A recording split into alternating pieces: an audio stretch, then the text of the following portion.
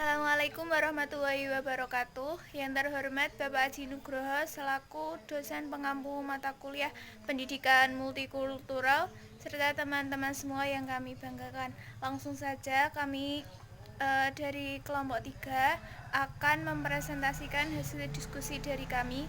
Perkenalkan, saya Desti Aulia Budiani sebagai moderator dan pemateri.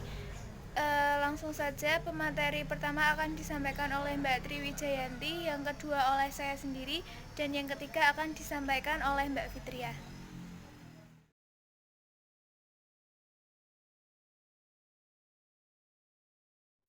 Ya, yang pertama yaitu sejarah perkembangan pendidikan multikultural. Nah, secara historis, perkembangan pendidikan multikultural dapat ditelusuri mulai dari gerakan hak-hak sipil atau Civil Rights Movement di Amerika Serikat yang dipelopori oleh Martin Luther King pada dekade 70-an.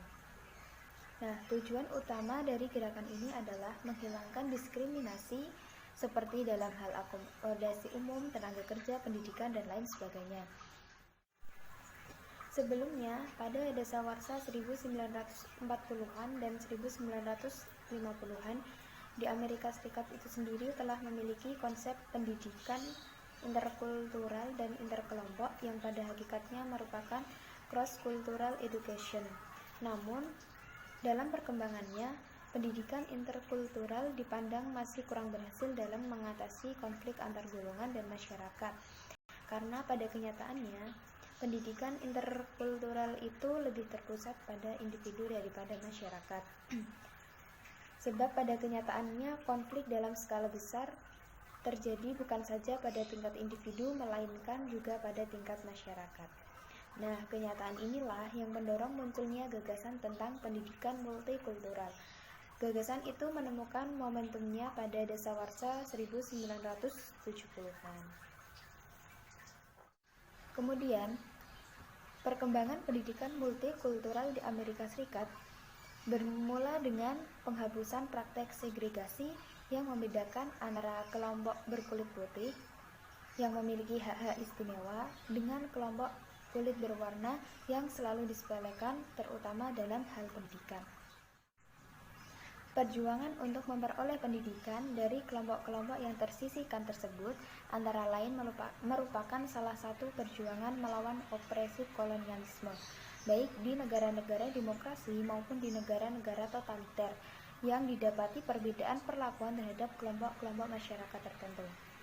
Oleh sebab itu, pendidikan multikulturalisme berjalan bergandengan dengan proses demokratisasi di dalam kehidupan masyarakat.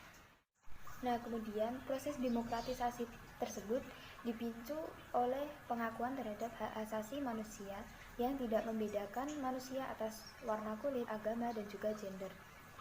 Selain demokratisasi, sebenarnya perkembangan pendidikan multikultural juga dipengaruhi lahirnya paham nasionalisme baru oleh kelompok etnis baru yang bermigrasi di negara-negara maju.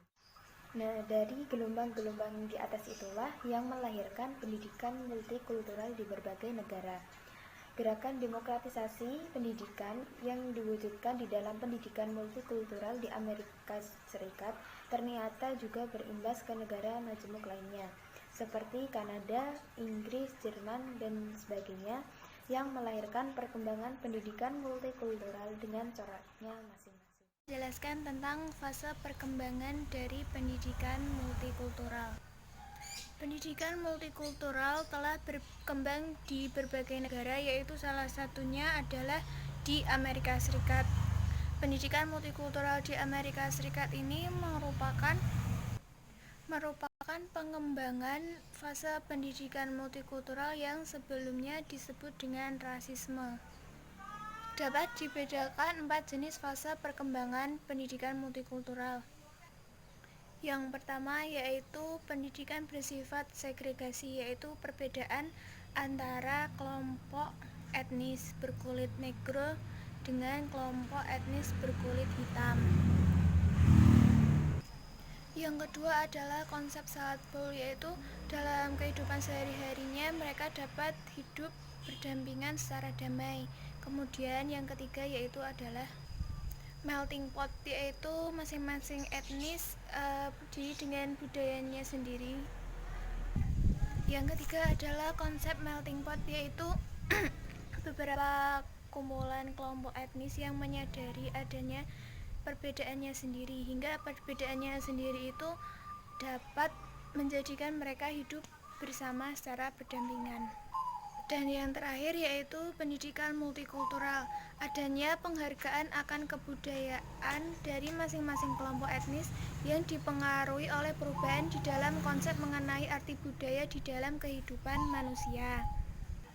Di negara Australia, perkembangan pendidikan multikultural ini juga memiliki fase. Ada 3 fase perkembangan di negara Australia, yaitu yang pertama adalah dari politik pasif ke arah asimilasi. Dalam periode sesudah Perang Dunia II ini, pendidikan untuk kaum imigran bersifat pasif. Artinya anak-anak kaum imigran harus menyesuaikan diri dengan sistem pendidikan kurikulum yang ada di sana. Kemudian disusul fase yang kedua, yaitu dari pendidikan imigran ke pendidikan multikultural. Kemenangan Partai Liberal dalam pemilu pada saat 1972 telah memberikan angin segar bagi pertumbuhan pendidikan multikultural. Dan yang terakhir yaitu imperatif ekonomi dalam pendidikan multikultural. Pelaksanaan program Multicultural Education Program dianggap kurang memadai dan tidak berhasil di dalam perubahan-perubahan pendidikan di Australia. Penulis menganalisis bahwa perubahan fase perkembangan pendidikan multikultural banyak dipengaruhi oleh kebijakan politik penguasa dan kondisi sosial. Sekian presentasi dari kami, kurang lebihnya mohon maaf. Wassalamualaikum, kurang lebihnya mohon maaf. Poin yang selanjutnya yaitu mengenai orientasi yang ingin dicapai dari pembelajaran pendidikan multikultural. Di sini kami mendefinisikan dari orientasi tersebut yaitu sebagai tujuan. Jadi tujuan yang ingin dicapai dalam pendidikan multikultural. Di sini pendidikan multikultural memiliki peran utama, yaitu poin yang pertama yaitu untuk menyiapkan bangsa Indonesia dalam menghadapi tantangan arus globalisasi. Yang kedua yaitu menyatukan bangsa yang terdiri dari berbagai macam kebudayaan. Pendidikan multikultural terdapat beberapa orientasi atau tujuan yang harus dicapai, di antaranya dalam aspek sikap, dalam pengetahuan, dan juga dalam pembelajaran. Yang pertama dalam aspek sikap, yaitu mengembangkan kesadaran dan kepekaan terhadap kultur. Yang selanjutnya mengenai aspek pengetahuan, untuk memperoleh pengetahuan tentang kebudayaan atau bahasa dari orang lain. Yang selanjutnya yaitu aspek pembelajaran, untuk memperbaiki distorsi, stereotip, dan kesalahpahaman tentang kelompok etnik dalam buku, teks, dan media pembelajaran. Dari tujuan yang telah dipaparkan, di sini dapat disimpulkan bahwa pendidikan multikultural merupakan alat yang tepat bagi peserta didik dalam menghadapi tantangan arus globalisasi. Yang selanjutnya yaitu model pembelajaran pendidikan multikultural. Di sini Maksino mengemukakan terdapat 6 model. Yang pertama yaitu pendidikan untuk suatu atau emergency society. Model ini merupakan rekonstruksi dari berbagai macam kebudayaan untuk dijadikan menjadi satu kebudayaan.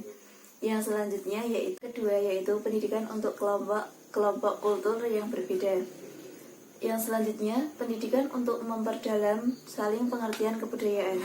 Model ini bertujuan untuk memupuk rasa saling menghargai dan menerima dalam berbagai macam kebudayaan yang ada. Yang selanjutnya yaitu pendidikan untuk akomodasi kebudayaan. Yang selanjutnya, pendidikan untuk memelihara nilai-nilai kebudayaan di dalam hal nilai-nilai kebudayaan dari suatu kelompok tertentu. Atau yang keenam yaitu pendidikan multikultural, terutama bertujuan untuk adaptasi serta pendidikan untuk memberikan kompetensi bikultural. Berdasarkan keenam model pembelajaran pendidikan multikultural di atas, dapat disimpulkan bahwa model-model tersebut menitik beratkan atau menitik fokus pada komparasi dan hal spesifik antar kebudayaan yang satu dengan kebudayaan yang lain. Sekian pemaparan dari saya. Selanjutnya saya kembalikan kepada moderator.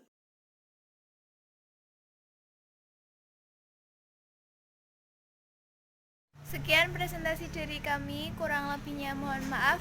Wassalamualaikum warahmatullahi wabarakatuh.